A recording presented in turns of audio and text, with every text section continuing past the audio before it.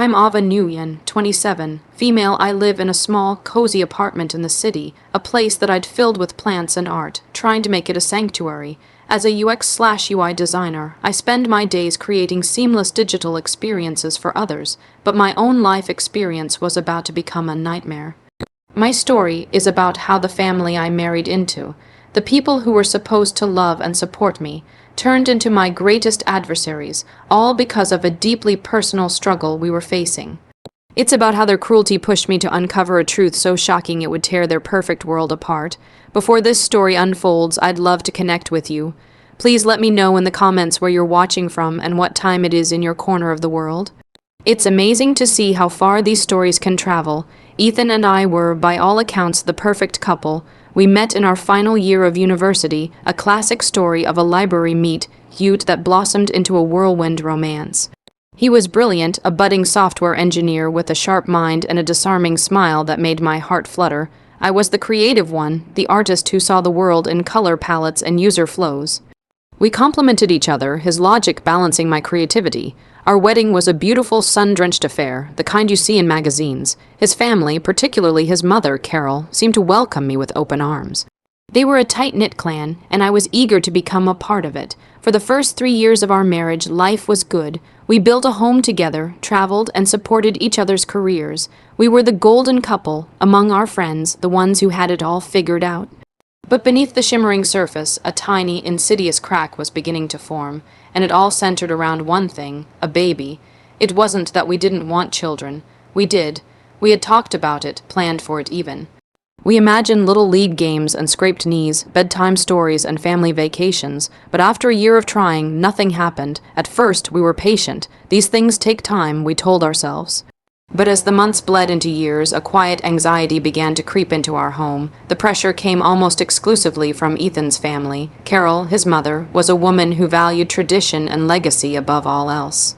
She had raised 2 children, Ethan and his younger sister Jessica, and she made it clear that she was eagerly awaiting the arrival of her first grandchild from her son. Her comments started subtly. "You two have been married for a while now. Any news for us?" She'd ask with a saccharine smile at family dinners, or "Jessica's little one is growing up so fast. It really makes you think about the next generation." I would force a smile and offer a vague, non-committal answer. Ethan would usually jump in, saying something like, "We're just enjoying being married for now, Mom." But I could feel the weight of her expectation every time we were in her presence. It was a heavy, suffocating blanket. Jessica, who had a 2-year-old son, would often offer unsolicited advice. "Maybe you're too stressed from work, Ava," she'd say, her tone dripping with faux concern. "You just need to relax and it'll happen." The family gatherings, which I once enjoyed, started to feel like interrogations. Every conversation, it seemed, would eventually circle back to our childlessness. It was as if my worth as a wife, as a woman, was solely dependent on my ability to produce an heir for their family. I tried to talk to Ethan about it, to explain how their comments made me feel. He was sympathetic, but also defensive of his family. "They don't mean any harm, Ava," he'd say. "They're just old-fashioned. They're excited for us." But it felt like more than just excitement. It felt like judgment. The crack widened, the pressure mounted, and it began to affect our intimacy. What was once a spontaneous and loving act became a scheduled, mechanical process, dictated by ovulation calendars and temperature charts. The joy was slowly being replaced by a sense of desperation and failure. Each month that ended with my period felt like a personal failing, a confirmation of the fear that was growing in my heart. What if something was wrong with me? I was the one scheduling the doctor's appointments. I was the one taking the vitamins, changing my diet, and reading every article I could find on fertility. Ethan was supportive, in his own way. He would come with me to appointments if I asked, but he never initiated it. He seemed to operate under the assumption that this was my problem to solve. "I'm sure everything is fine with me," he'd said once, a casual comment that stung more than he could ever know. The golden couple was losing its luster.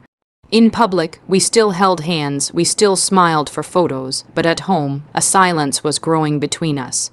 The unspoken tension was a third person in our marriage, a constant reminder of our shared failure. The hidden cracks were spreading, webbing their way through the foundation of our relationship. I felt a profound sense of loneliness, not just in my struggle with infertility, but within my own marriage.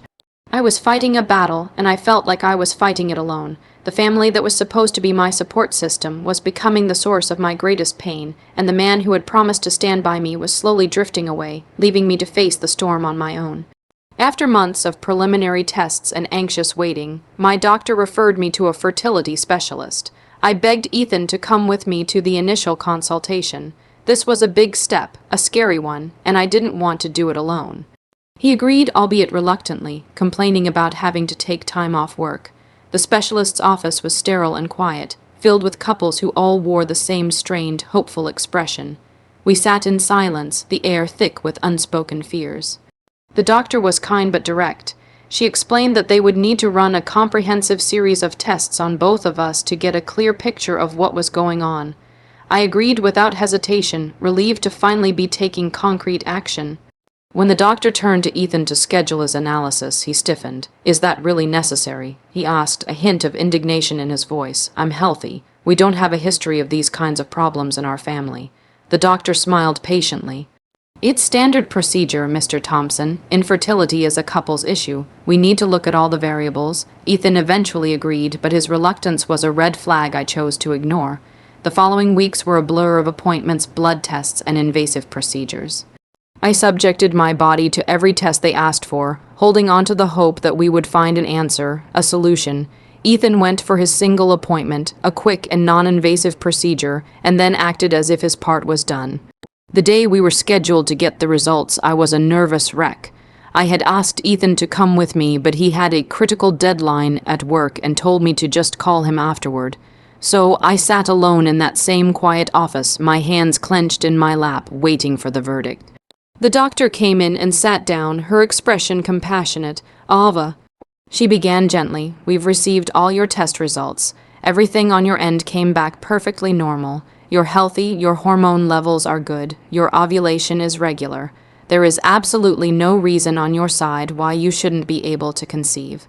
A wave of relief washed over me, so powerful it almost made me dizzy. It wasn't me. For 2 years, I had carried the burden of this assumed failure, and now it was lifted. But my relief was quickly followed by confusion. "So, what does that mean?" The doctor hesitated, looking at the file in her hands.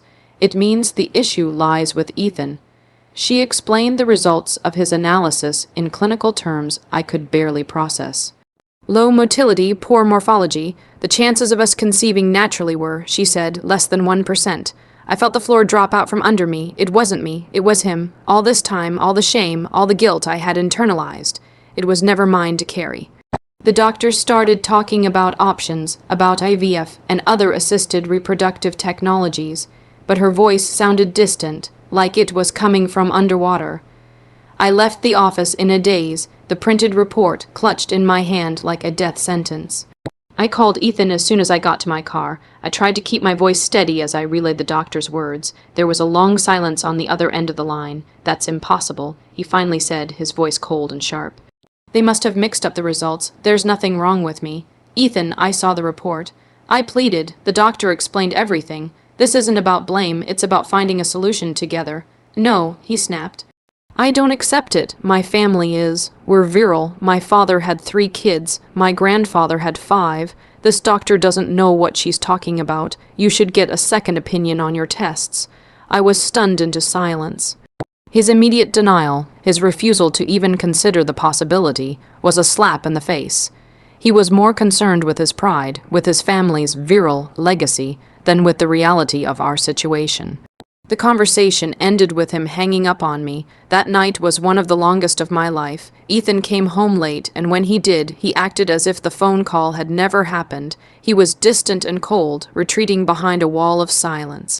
I tried to talk to him again, to show him the report, but he wouldn't even look at it. He accused me of trying to embarrass him, of trying to shift the blame. The very next weekend, we had a family dinner at his parents' house. I was dreading it, but Ethan insisted we go, saying we needed to act normal. The moment we walked in, I could feel the atmosphere was different. Carol and Jessica were giving me strange, pitying looks. It didn't take long for me to realize that Ethan had spoken to them, but he hadn't told them the truth. He had told them his own twisted version of it. It was Carol who brought it up, her voice laced with a cruel, feigned sympathy. Ava, dear, she said, placing a hand on my arm. Ethan told us about your problem. I am so sorry to hear that that you're unable to give my son children. The word hung in the air, heavy and poisonous. Defective, that's what they thought I was. I looked at Ethan, my eyes begging him to correct her, to tell them the truth. He just stared down at his plate, refusing to meet my gaze. His silence was his confirmation. He was letting them believe this lie. He was sacrificing me to protect his own fragile ego. Jessica chimed in, her voice sickeningly sweet. Don't worry, Ava. We all have our cross to bear. It's a shame, of course. Ethan deserves to be a father. In that moment, sitting at that dinner table, surrounded by the family that was supposed to be mine, I had never felt more alone. They had pronounced me defective, branded me a failure, and my own husband had handed them the iron. The betrayal was so profound, so complete, that it stole the air from my lungs. The cracks in our marriage had just shattered into a million irreparable pieces. The days following that horrific dinner were a living nightmare. The word defective echoed in my mind, a constant looping soundtrack of my humiliation. Ethan's family, who had once been merely overbearing, now treated me with a mixture of pity and contempt. Carol would call me to offer support, which was really just a thinly veiled way to twist the knife. She would talk about the importance of family lineage, about a man's need to carry on his name, about how devastating it must be for Ethan to be married to a woman who couldn't give him a family. I was trapped in a narrative I didn't write, cast as the barren wife in their cruel play. Ethan did nothing to stop it. He had chosen his side, and it wasn't mine. He continued to deny the truth, even to me. He concocted a story that we should seek a second opinion from a doctor his mother recommended, implying that my specialist was incompetent. He refused to discuss the report, treating it as a fictional document I had created to attack him. Our home, my supposed sanctuary, became a cold and silent war zone. We were roommates who occasionally shared a bed, the space between us a vast, icy chasm. The love and affection that had once defined our relationship were gone, replaced by resentment and bitterness. I felt like I was suffocating. My only lifeline was my best friend, Olivia. I finally broke down and told her everything, the whole sordid story, from the doctor's visit to the dinner and the defective label. She listened in stunned silence, her anger growing with every word I spoke. Ava, this is insane, she said, her voice shaking with rage. He's letting them treat you like this, based on a lie. You need to leave him. This is beyond toxic. It's abuse. I knew she was right, but the thought of leaving was terrifying. My life was so deeply entangled with his. Our home, our friends, our finances. It was all shared, and despite everything, a small, foolish part of me still loved the man I had married, the man I believed him to be before this crisis had revealed his true character. The breaking point came about a month after the diagnosis. Ethan came home from work and told me we needed to talk. He had a strange, resolute look on his face that made my stomach clench. He sat me down on the sofa, the same sofa where we used to cuddle and watch movies, and delivered his ultimatum. He had spoken with his family, he said. They had all discussed the situation at length. They had come to a decision, a solution, that they believed was in everyone's best interest. We want you to agree to a divorce, he said, his voice devoid of any emotion. I stared at him, speechless. A divorce, just like that. What? I finally managed to whisper. It's the only way, Ava. He continued as if he were discussing a business deal. I want children. My family expects me to have children. Since you can't, well, it's not fair to either of us to stay in a marriage that can't fulfill that basic need. I felt a surge of rage so intense it made me tremble. Since I can't, Ethan, are you still clinging to that lie? We have a medical report that says the problem is with you. He waved his hand dismissively. That report is meaningless. My mother is right. This is your issue, and we can't move forward like this. Then came the cruelest part of the ultimatum. He explained that his family was prepared to offer me a generous settlement, but it came with a condition. I had to sign a non-disclosure agreement, and I had to publicly accept the blame for the divorce, citing my infertility as the reason. They wanted to protect the family's reputation, he said. They wanted to ensure that he could move on, find a new wife, and have the family he deserved, without any scandal.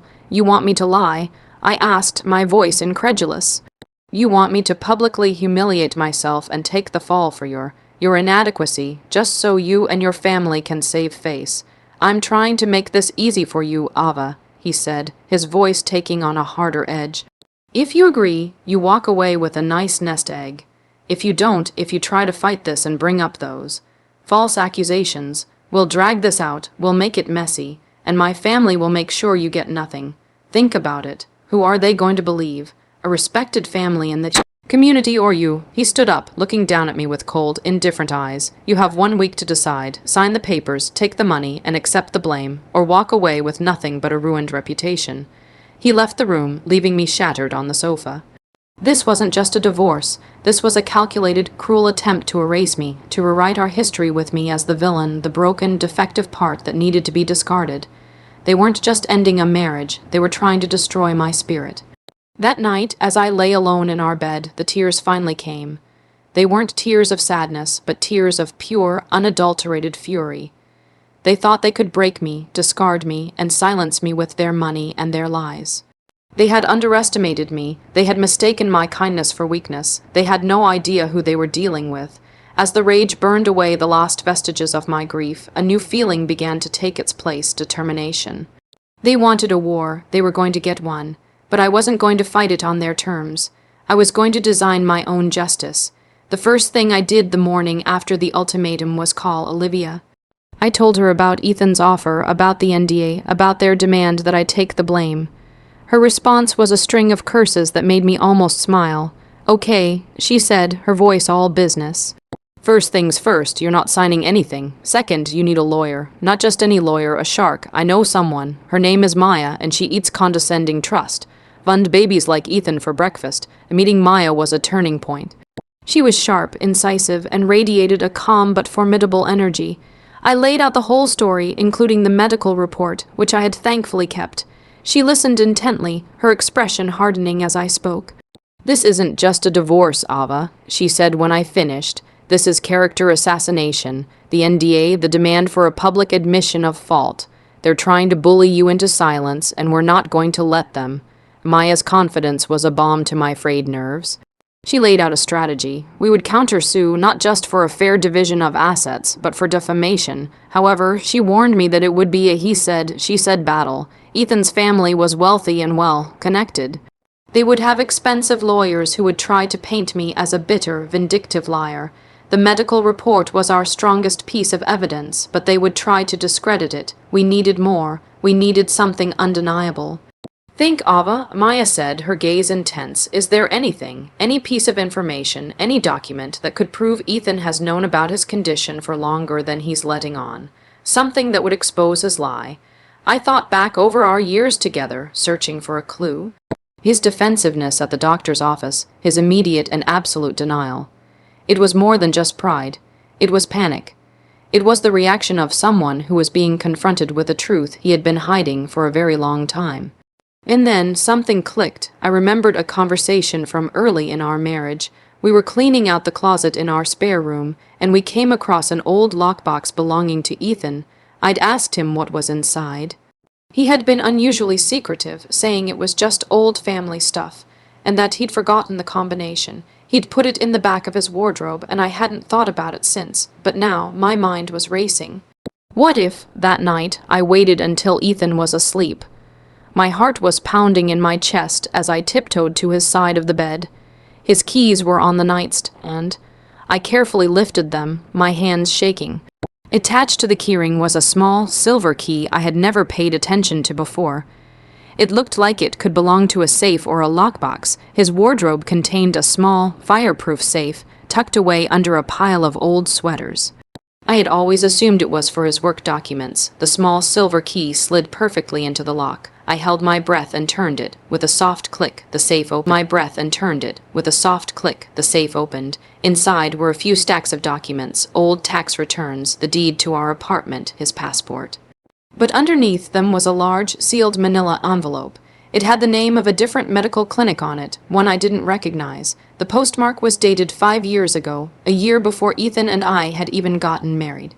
My hands trembled as I tore open the envelope. Inside was a medical file, and as I read the first page, the breath left my body in a rush. It was a complete fertility analysis for Ethan.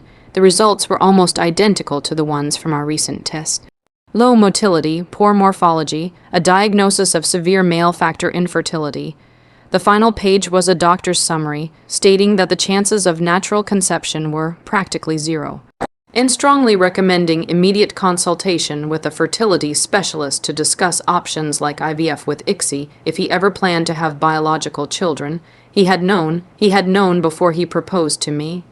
He had known throughout our entire marriage. He had known every single time we'd talked about our future family. He had known every month when I cried with disappointment. He had known when he let me subject my body to countless invasive tests. He had known when he sat there and let his mother call me defective. He had known all along, and he had hidden it. He had built our entire marriage on a foundation of lies, watching me suffer, watching me blame myself, all to protect his own pathetic secret. The betrayal was so monstrous, so profound, it was almost incomprehensible.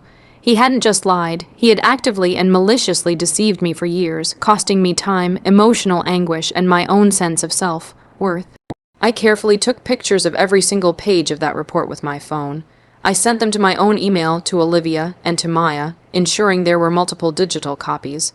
Then I put the envelope back in the safe, locked it, and placed the keys back on his nightstand. I crept back into bed, my body cold with a mixture of shock and a new, chilling sense of purpose. Ethan and his family thought they had all the power. They thought they could control the narrative by my silence and discard me like a broken toy. They were about to find out how wrong they were. I now had the truth in my hands, and it wasn't just a piece of evidence. It was a weapon, and I was going to use it to burn their perfect, pristine world to the ground.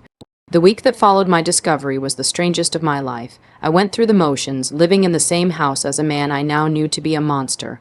I was a master actress, feigning a defeated, heartbroken demeanor whenever Ethan was around. I let him think his ultimatum was breaking me. I told him I needed more time to process things, that I was talking to a therapist to help me come to terms with my shortcomings. He bought it completely. His arrogance was his Achilles heel. He saw my supposed sorrow as a sign of his victory, his control over the situation. He became almost magnanimous in his condescension, telling me I was doing the right thing, and that he was proud of me for being so mature. It took every ounce of my self-control not to lash out. Meanwhile, behind the scenes, Meyer and I were preparing for war. With the irrefutable proof from the safe, our case had transformed from a difficult battle into a slam dunk. Maya was ecstatic. "This is it, Ava," she had said, a predatory gleam in her eyes. "This is the silver bullet. He didn't just lie by omission, he committed fraud. He entered into a marriage contract under false pretenses. We can have this marriage annulled, not just divorced, and we will sue them for everything they're worth. But I didn't just want a legal victory. I wanted a personal one. I wanted to see the looks on their faces when their carefully constructed world of lies came crashing down. I wanted them to feel a fraction of the humiliation they had put me through. So, I devised a plan, a final performance. I called Ethan and told him I had made my decision. I would agree to his terms. I would sign the NDA and accept the blame. I told him that I wanted to do it in person, with his family present, so we could all have closure and part on amicable terms. I suggested we all meet for dinner at his parents' house that Saturday. The relief in his voice was palpable. "That's a wonderful idea, Ava," he said, practically purring. "It's so good of you to be so understanding. My parents will be very pleased." The stage was set. On Saturday evening, I got dressed with purpose.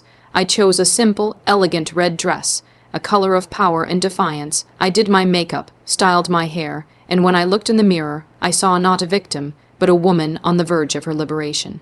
I drove to their house alone. When I walked in, the atmosphere was one of triumphant relief. Carol, his mother, gave me a hug that felt like a snake coiling around me. "We're so proud of you for making the right choice, dear," she whispered. "It's for the best." Jessica, his sister, offered me a glass of wine with a smug little smile. To new beginnings, she toasted. Ethan stood by the fireplace, looking proud and confident, the lord of the manor who had successfully managed a difficult family matter. They were all so pleased with themselves, so certain of their victory. We sat down for dinner, and they engaged in polite, meaningless small talk. They were all performing their roles in this final act of my public shaming. They thought they were in control. They had no idea they were actors in my play, and the climax was about to begin. After the main course, Ethan cleared his throat. Well, he began, placing a folder on the table. "I suppose we should get down to business. Ava has graciously agreed to our terms. These are the papers. All you need to do is sign, and we can all move on with our lives." He pushed the folder towards me. Carol, Jessica, and Ethan all watched me, their faces a mixture of impatience and pity. This was it. My cue. I looked at the folder, then slowly pushed it back to the center of the table, not opening it.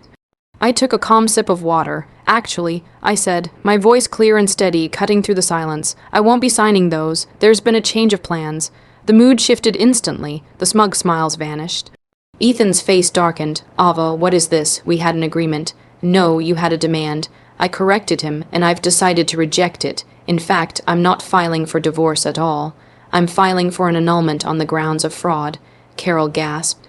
Fraud? What are you talking about? Don't be ridiculous. I'm so glad you asked, I said, reaching into my purse and pulling out my phone. I placed it on the table and swiped to the photo gallery. The first image was a crystal clear picture of the medical report from 5 years ago.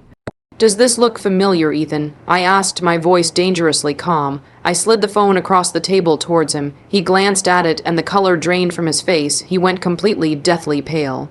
He looked like he had seen a ghost. This, I announced to the rest of the table, my voice ringing with authority, is a fertility report for Ethan.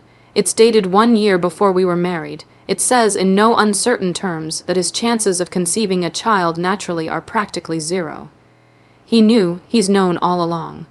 I swiped through the photos, showing them page after page of incriminating evidence. He knew when he let me go through years of emotional turmoil, blaming myself. He knew when he let me endure painful and invasive medical tests. And he knew, Carol, when he stood by and let you call me defective. Carol and Jessica stared at the phone, then at Ethan, their mouths hanging open in disbelief. The silence in the room was absolute, broken only by my steady, measured voice. You sat here and judged me, I said, my gaze locking onto Carol. You called me worthless because I couldn't give you a grandchild. You, Jessica, pitied me for my shortcomings. All of you participated in this cruel charade, all to protect the fragile ego of a man who was too much of a coward to tell the truth. I stood up, my chair scraping against the floor. So, no, I will not be signing your papers. I will not be taking your generous settlement, and I certainly will not be accepting the blame. My lawyer, Maya, will be in touch. We will be seeking an annulment, a full return of all my financial contributions to this marriage, plus damages for emotional distress and defamation, and this report, I said, tapping my phone, will be Exhibit A. I looked at Ethan one last time. He was completely frozen, his face a mask of pure, unadulterated horror. He had been exposed, his perfect world shattered by the truth he had tried so desperately to bury. You didn't just lie to me, Ethan. I said, my voice dropping to a whisper. You stole years of my life. You let me believe I was broken. That is something I will never forgive. Enjoy your dinner. And with that, I turned and walked out the door, leaving behind the deafening sound of their silence. I didn't look back. I didn't need to. The image of their horrified, pale faces was burned into my memory. It was the most satisfying sight I had ever seen. The aftermath of that dinner was exactly what I'd expected, chaos followed by a desperate attempt at damage control. Ethan started calling me incessantly the moment I left his parents' house. The calls went straight to voicemail, then came the texts, a frantic barrage of messages that swung wildly from furious accusations to pathetic apologies.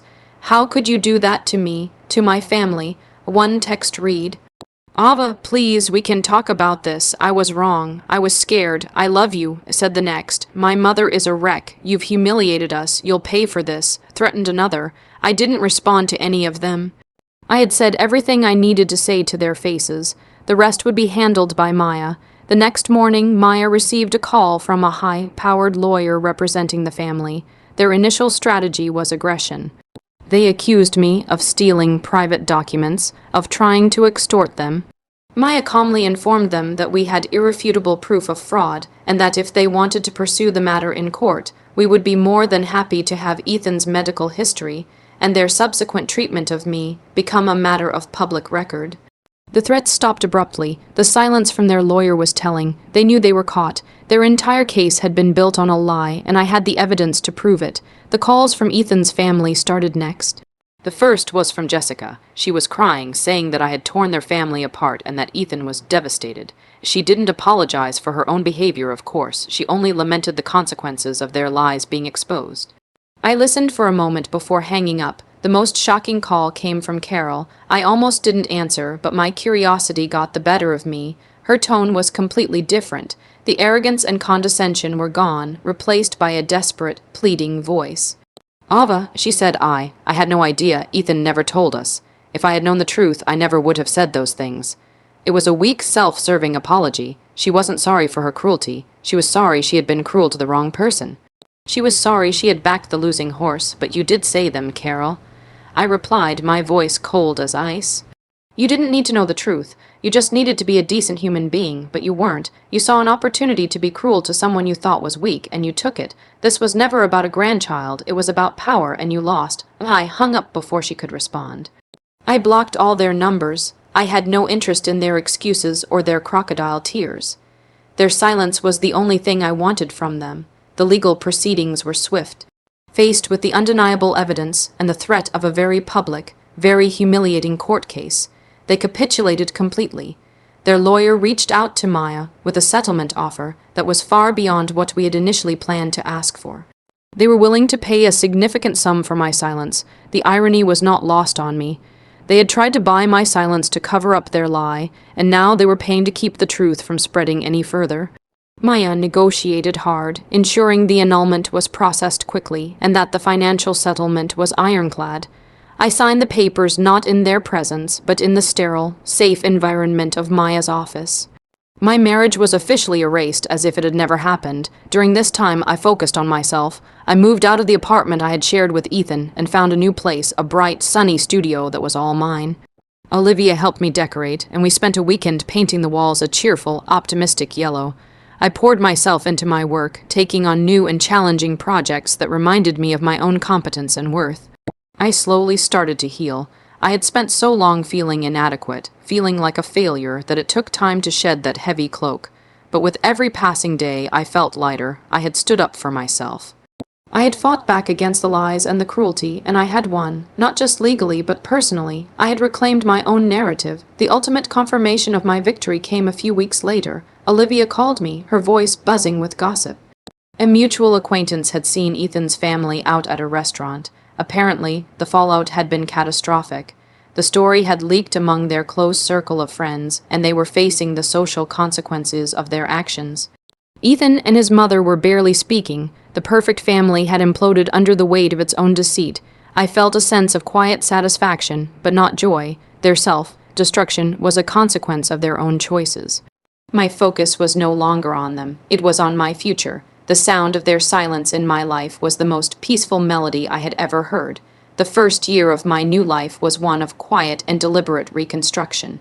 The financial settlement meant I had a level of freedom I had never experienced before. It wasn't about the money itself, but what it represented, independence. It was the compensation for my pain, and I was determined to use it to build a life that was authentically, unapologetically mine.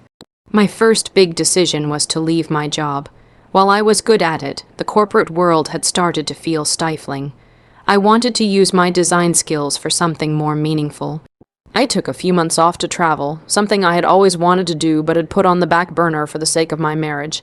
I went to Southeast Asia, sketching in ancient temples, getting lost in bustling markets, and eating street food that made my taste buds sing. For the first time in years, I felt completely untethered, responsible only for myself. It was exhilarating. During my travels, I volunteered with a small non-profit that helped local artisans sell their crafts online. Their website was a mess, and I offered to redesign it for them. The project reignited my passion for design, but in a new context. I wasn't just creating a seamless experience for a corporate client, I was helping to empower a community. When I returned home, I knew what I wanted to do. I started my own small, independent design consultancy specializing in helping nonprofits and social enterprises build their digital presence. It was a risk, but it felt right.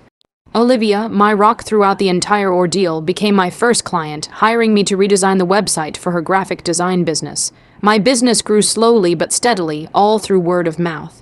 I was making less money than I had at my corporate job, but I was infinitely happier. My work had purpose. I was building something from the ground up, something that was entirely my own. I also started going to therapy. I needed to unpack the trauma of my marriage, to understand the deep wounds left by Ethan's betrayal and his family's cruelty. My therapist helped me see that their actions were a reflection of their own brokenness, not mine. She helped me rebuild my self-esteem and learn to trust my own judgment again. About 2 years after the annulment, I met someone. His name was Ben, and he was a landscape architect I met through a mutual friend at a gallery opening. He was kind, gentle, and had a laugh that made his eyes crinkle at the corners. Our first date was a walk through a botanical garden, and we talked for hours. I was cautious at first, scared of being hurt again. But Ben was patient. He never pushed. When I finally felt ready, I told him about my previous marriage. I didn't go into all the sordid details, but I told him the truth, that it was annulled due to fraud and that my ex-husband had lied about a significant health issue. Ben listened without judgment. When I was finished, he just reached across the table and took my hand. "I'm so sorry you went through that, Ava," he said simply. "No one deserves that. Thank you for trusting me enough to tell me." And that was it. There was no drama, no probing questions, just acceptance. Our relationship developed naturally, built on a foundation of honesty and mutual respect. A year later, we moved in together. One evening, as we were cooking dinner, the topic of children came up organically. "I've always wanted to be a dad," Ben said, stirring a pot of pasta sauce, "but I also know that families come in all shapes and sizes. Adoption, fostering, or no kids at all. As long as I'm with you, I'll be happy." Tears welled in my eyes. The contrast between this man and my ex-husband was so stark it was breathtaking. With Ethan, the conversation had been about legacy, expectation, and blame. With Ben, it was about partnership, love, and building a life together, whatever that might look like. I never saw Ethan or his family again. I heard through the grapevine that he had eventually remarried, but I felt nothing. His chapter in my life was closed, the book firmly shut. They were ghosts from a past that no longer had any power over me. My life wasn't perfect, but it was real. It was a life I had built myself from the ruins of another. I had a loving partner, a fulfilling career, and a deep, unshakable sense of my own worth. I had learned that sometimes the most beautiful things can grow from the most painful of endings. I had survived the fire, and I had emerged not scarred, but forged anew, stronger and more resilient than I ever thought possible.